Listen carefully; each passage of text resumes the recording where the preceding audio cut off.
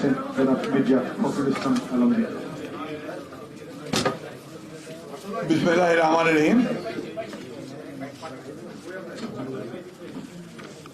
Bangladesh federal journalist association আয়োজিত আজকের এই ঐতিহাসিক একটি কলঙ্কময় দিনের 16 জুন করে যে আলোচনা, সেই আলোচনার সম্মানিত সভাপতি, আমাদের সকলের অত্যন্ত প্রিয় এবং সংগ্রামী সাংবাদিক নেতা জনাব রুহুল আমিন গাজী। আজকে এই আলোচনার সভায় উপস্থিত আছেন আমাদের দেশের বরেণ্য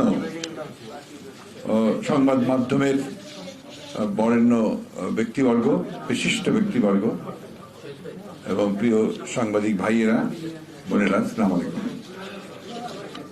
আজকের এই আলোচনার সভায় আমি বক্তব্য রাখতে বেশ কুণ্ঠিত বোধ করছি। এই জন্যে যেখানে যারা আছেন, যারা বক্তব্য রেখেছেন, এরা সবাই দেশের অত্যন্ত আপনার একজন দিকপাল, সাংবাদিক নেতা, এবং তাদের অনেকের আমি ভক্ত খুব বেশি এরকম।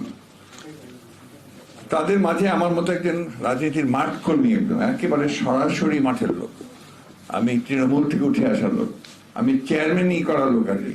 আপনারা যেটা অনেকেই জানেন কিনা আমি জানি না, সেই মানুষের আপনাদের মাঝে বক্তব্য রাখাটা আমার জন্য অত্যন্ত বিব্রত করে। এই জন্যে যে আমি আসলে তার যোগ্য নেই। আমাকে আপনারা আপত্তি জানিয়েছেন, সেজন্য আপনাদেরকে আন্তরিক ধন্যবাদ এবং কৃতজ্ঞতা জানাচ্ছি। এখানে যে কথাটা উঠে এসছে এর মধ্যে মোদ্দা কথা যেটা, যে 16 জুন সংবাদপত্রের কালো দিবস, কিন্তু আসল কথাটা যেটা সবাই অনেকেই বলেছেন আপনারা, এখন তো প্রতিদিনই কালো দিবস, শুধু সংবাদপত্রের নয়, সমস্ত জাতির জন্য কালো দিবস। বন্ধুরা, আমরা যারা 1971 সালে একটা যুদ্ধ করেছিলাম, সেটা একদিনের যুদ্ধ না, সেটা আমরা দীর্ঘকাল থেকে আমরা এই বাংলাদেশের একটা স্বাধীনতা চেয়ে এসেছিলাম, একটা মুক্ত দেশ, মুক্ত রাজনীতি, মুক্ত সমাজ, এটার জন্য আমরা কাজ করেছিলাম। এবং সেটা দীর্ঘদিন আমরা সেই ছাত্র অবস্থা থেকে আমরা কিন্তু এটা নিয়ে লড়াই করেছি, কাজ করেছি। আপনারা যারা সংবাদপত্রে কাজ করেছেন তারা সেখানে আরো গভীরভাবে কাজ করেছেন।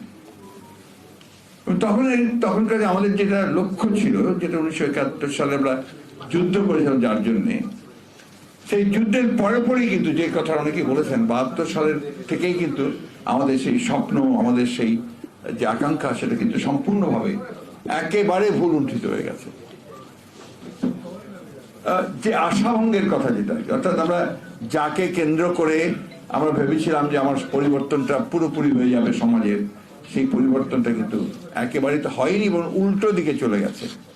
যেটাকে আপনার কাউন্টার রেভলিউশন বলে, সে কাউন্টার রেভলিউশন হয়ে গেছে।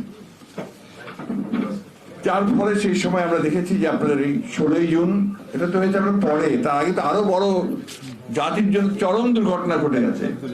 25 জানুয়ারি 1-2 শাসনকর্তা বাকশাল, এটা আপনার ঘটে গেছে। তো বাকশাল হয়ে গেছে, অর্থাৎ হচ্ছে যে আপনার গণতন্ত্র পুরোদমে একেবারে কবরস্থ হয়ে গেছে। সেটা করলেন কে?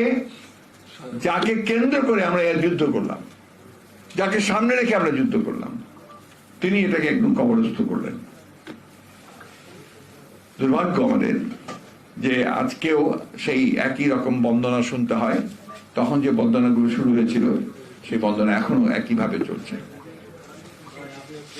প্রশ্নটা হচ্ছে যে আমরা কেন সেই সময় আপনার 72 থেকে 75 সালের মধ্যে, এই যে আপনার আব্দুল্লাহ শিকদার, যারা আপনার সর্বহারা দলে সে সময় সিরাজ শিকদারদের সঙ্গে কাজ করেছেন, অথবা হক সাহেব, দোয়া সাহেবরা যারা কাজ করেছেন, হাসবেন না, এটা হাসির কথা নয়। এটা তাদের যে কত বড় দেশপ্রেম ছিল সেই সময় সমাজকে বদলে দেওয়ার জন্য তারা যে আত্মত্যাগ করেছিল, এটা তো আমরা একবারের জন্য বলি না কোথাও। সিরাজ শিকদারের মতো দেশপ্রেমিক বিপ্লবী এই দেশে খুব কম জন্মগ্রহণ করেছে। দুর্ভাগ্য আমাদের যে আমরা তাকে মূল্যায়ন করতে পারি না। আমরা হক সাহেব, দোয়া সাহেবদেরকে মূল্যায়ন করতে পারি না। আমরা দেবেন শিকদার অথবা আলাউদ্দিন মতিন সাহেবদেরকে আপনার কখনো মূল্যায়ন করতে পারি না। তারা তো একসময় বাম ছিলেন, শুধু তারা আপনার ভালো মানুষ ছিলেন না বা এই ধরনের কিছু বলা হয়। তারাই কিন্তু এই দেশের ভিত্তিটা তৈরি করেছিলেন আপনার পরিবর্তনের, রাজনীতির ভিত্তি পরিবর্তন করেছিলেন, দিয়েছেন তারাই। এই কথা অস্বীকার করার কোনো উপায় নেই। সমাজকে বদলে দেওয়ার কথাটা তারাই নিয়ে এসেছিলেন সামনে। হাজী মোহাম্মদ দানেশ, অনেকে আরো হবে যে কি কি ব্যাপার, লোকটা কে? এই লোকটা যে কত বড় তখনকার দিন আলিগড় ইউনিভার্সিটি থেকে MA LLB, সেই সব কিছু ছেড়ে দিয়ে তিনি সমাজ পরিবর্তনের জন্য আপনার কাজ শুরু করলেন। এরকম অনেক, একজন দুইজন, অসংখ্য মানুষ আপনি পাবেন ওই সময় যারা ওই কাজগুলো করেছেন।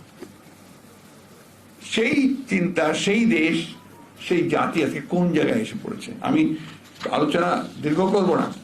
আপনার এখানে অনেক লম্বা ফিরিস্তি দিয়েছেন আমাদের গণি চৌধুরী সাহেব, অত্যন্ত ভালোভাবে তিনি আজকে পেপারটা প্রেজেন্ট করেছেন যে কি কি হয়েছিল, কারা এফেক্টেড হয়েছিলেন, কোন কোন পত্রিকা বন্ধ হয়ে গিয়েছিল।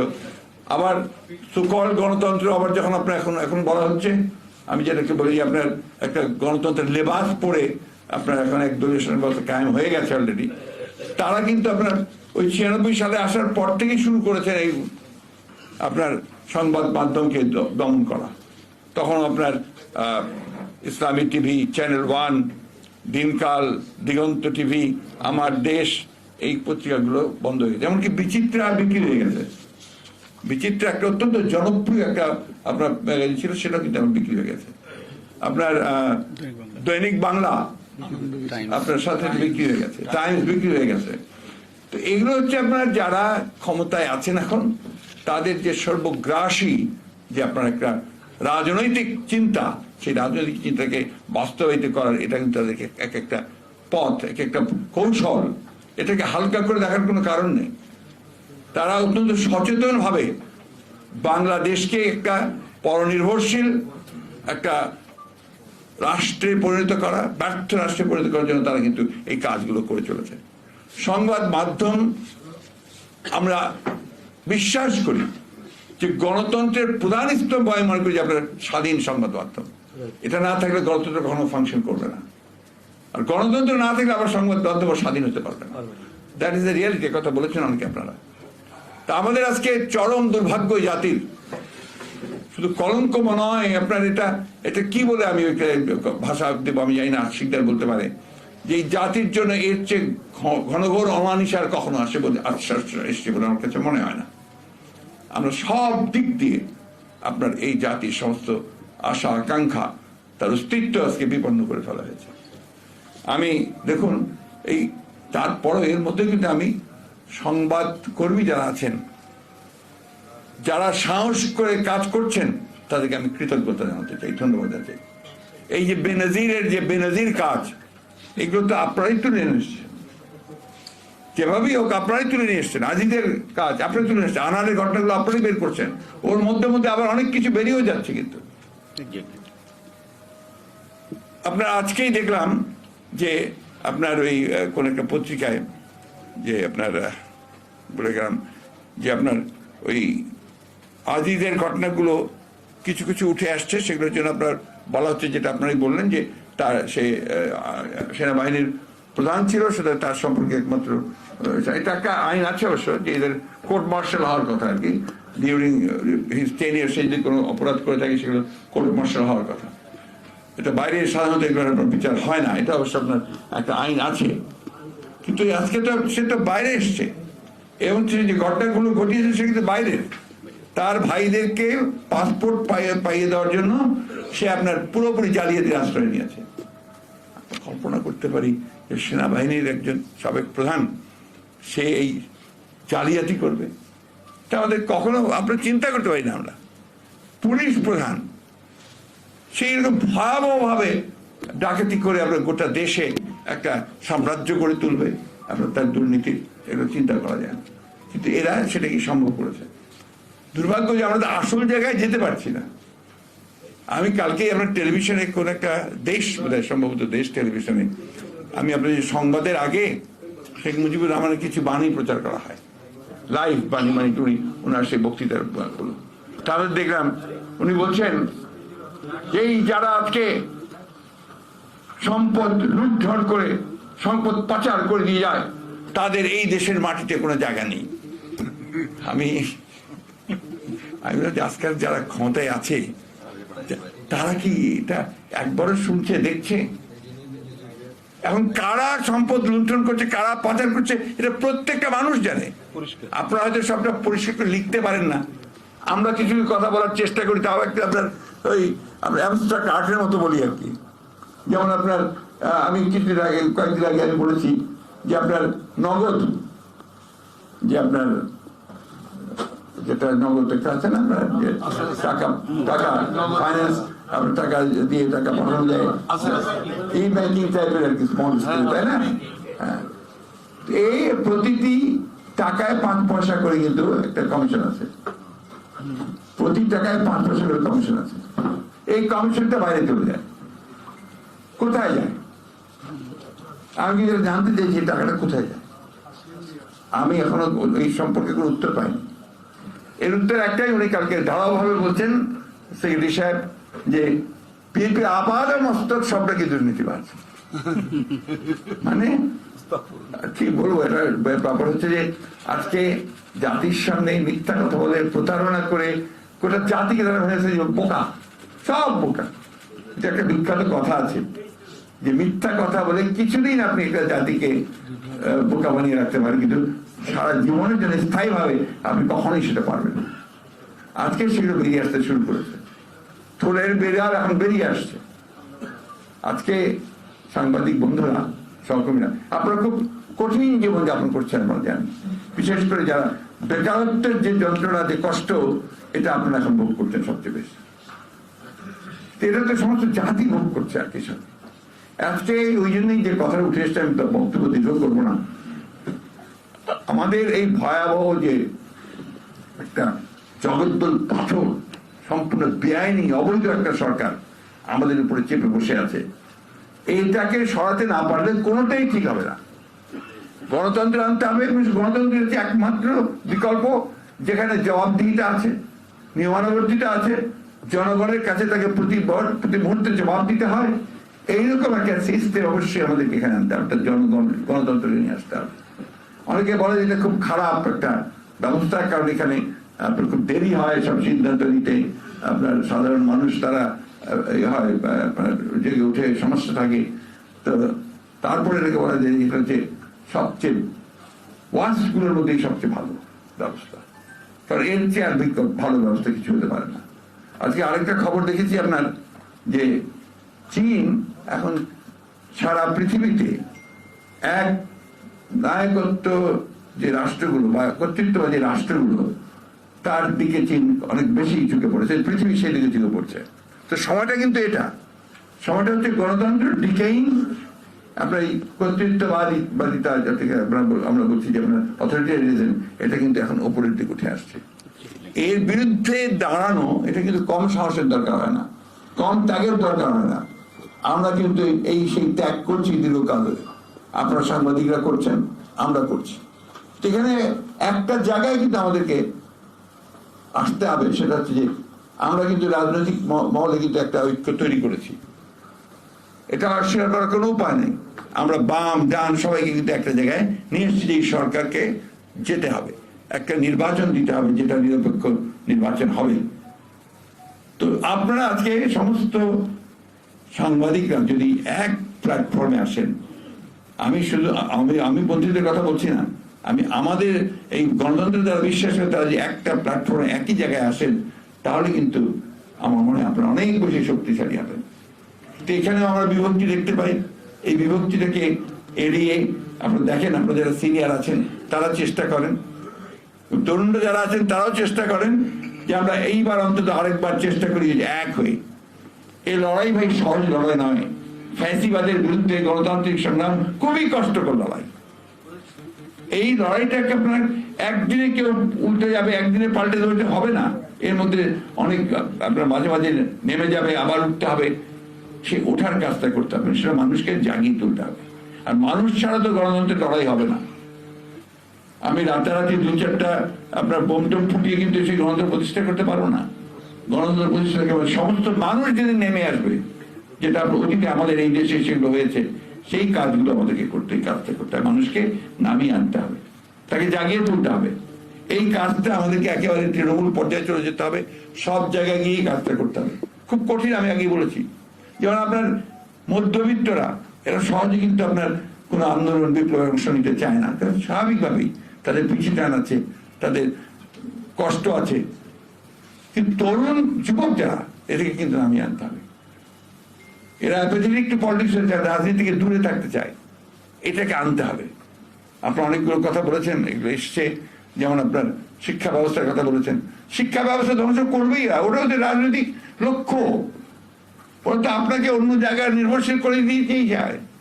আপনার কৃষ্টি, আপনার যে ধর্মবোধ, আপনার যে রাষ্ট্র চেতনা, সবকিছুকে পরিবর্তন করতে চায় তারা। তো সেই জায়গাটা আমাদেরকে প্রতিরোধ করতে হবে, আমাদেরকে দাঁড়াতে হবে। ছাত্রদেরকে অনুপ্রাণিত করতে হবে যে তারা অন্যায়ের বিরুদ্ধে দাঁড়াক, তরুণদেরকে বলতে হবে তারা প্রতিরোধ করুক। এই বিশেষগুলো কিন্তু আমাদেরকেই করতে হবে। এবং আপনাদের সাংবাদিকদের এই দায়িত্বটা অনেক বেশি। আমি জানি অনেকেরই আপনার এটা করার সুযোগ নেই, কাজ করছে না, বেকার হয়ে গেছেন। কিন্তু আমাদের যতটুকু আমরা পড়ি, জয়ে পড়ি, অনেকে সোশ্যাল মিডিয়াতে লেখেন, সেগুলো যদি আপনারা আরো বাড়ান, তীব্র করেন। যেমন আপনি এখানে কিছুক্ষণ আগে বলেছেন যে ওই কয়েকজন ভারতে কয়েকজন আপনার সোশ্যাল মিডিয়া যারা চালাচ্ছেন তারা বিপ্লব করেছেন। আমাদের তো এটা সম্ভব। আমাদের মধ্যে থেকে আমি বলি না যে এখান থেকে করবে, যারা বাইরে আছে তারা করুক। এখান থেকে করলে তো খুব মহা বিপদ। ডিজিটাল সিকিউরিটি অ্যাক্ট, অমুক অ্যাক্ট, এই সব কিছু রাত্রিবেলা তুলে নিয়ে গুম করে দেওয়া, এই বিষয়গুলো আপনার আছে। এগুলো এর মধ্যেই কিন্তু আমাকে বেরোতে হবে, এর মধ্যেই চেষ্টা করতে হবে। আমি সেই সব মানুষদেরকে, ব্যক্তিদেরকে, সাংবাদিকদেরকে ধন্যবাদ দিতে চাই যে তারা এত প্রতিকূলতার মধ্যেও যারা কাজ করে যাচ্ছেন। টক শোতে অনেকেই কথা বলেন, আমি তাদেরকে কংগ্রেচুলেট করি যে তারা যখন কথা বলেন তার সত্যিকার অর্থেই আপনার আমি বলি, আপনার সাংবাদিকরা যারা কথা বলেন, আপনারা উইথ ফ্যাক্টস, ফিগার্স নিয়ে কথা বলেন এবং ওটা ভালো ভালো কথাগুলো বলেন। এটা কিন্তু আপনার মানুষ খুব একসেপ্ট করে। এই কালো দিবস আপনার প্রতিদিন যাচ্ছে, যেটা আপনারা বলেছেন, এই কালো দিবস থেকে বেরিয়ে আসতে হবে। এবং আমি বিশ্বাস করি আমাদের সময়ের সেই আপনার আমাদের সময়কার ছাত্র নেতা ছিলেন তার কবি আপনার বুলবুল খান মাহবুব, টাঙ্গাইলের। তখন তিনি ছাত্র কবি, ছাত্র নেতাও। তিনি আমাদের যখন আপনার এরকম বারবার আমরা ফেল করছি, তখন তিনি একটা কবিতা লিখেছিলেন যে অস্থির যুবকেরা শোনো, হতাশাই শেষ কথা নয়, যেন প্রতি রাত্রির পরে হবে নতুন সূর্যোদয়। সূর্যোদয় হবে এবং সেই জন্যে আমাদেরকে তার জন্য ওই রাত্রির অন্ধকারকে কাটিয়ে ওঠার জন্য সামনের দিকে এগিয়ে যেতে হবে। এটাই আমাদের একমাত্র আজকের দিনে আপনাদের কাছে আমার আবেদন। আমরা রাজনৈতিক দল করি, রাজনৈতিক দল করছি, কিন্তু আপনারা যদি সঙ্গে থাকেন, জোরের সঙ্গে থাকেন এবং শপথের সঙ্গে থাকেন, তাহলে নিশ্চয়ই আমরা সফল হব। আপনাদের সকলকে ধন্যবাদ। এখানে অনেকেই অনেক প্রপোজাল দিয়েছেন। আমাদের শর্ট লিমিটেশন আছে আপনারা জানেন, কিন্তু সেই লিমিটেশনের মধ্যে আমরা কাজ করার চেষ্টা করছি, আমরা এটাকে কাটিয়ে ওঠার চেষ্টা করছি। ধন্যবাদ আপনাদের সকলকে। এক মিনিট, আমাকে সাংবাদিক ভাইরা সবসময় কিছু কিছু চিটকুট পাঠান। আজকে একটা পাঠিয়েছেন, হ্যাঁ, এটা তো ইম্পর্টেন্ট ইস্যু একটা। সেন্ট মার্টিন ইস্যুতে যে সংকট, মিয়ানমার থেকে গুলি এবং আপনার দ্বীপে আতঙ্ক, কি দুঃখজনক, কি মানে এটাকে কি বল, কত ব্যর্থতা এই সরকারের যে আমার একটা দ্বীপ, সেই দ্বীপে আমরা যেতে পারছি না। সেই দ্বীপে গেলেই আপনার অন্য দেশ থেকে গুলি করে মেরে ফেলা হচ্ছে, মেরেও ফেলেছে। অথচ এখন পর্যন্ত সরকার এই ব্যাপারে কোন রকমের কোন বক্তব্য পর্যন্ত দেয়নি।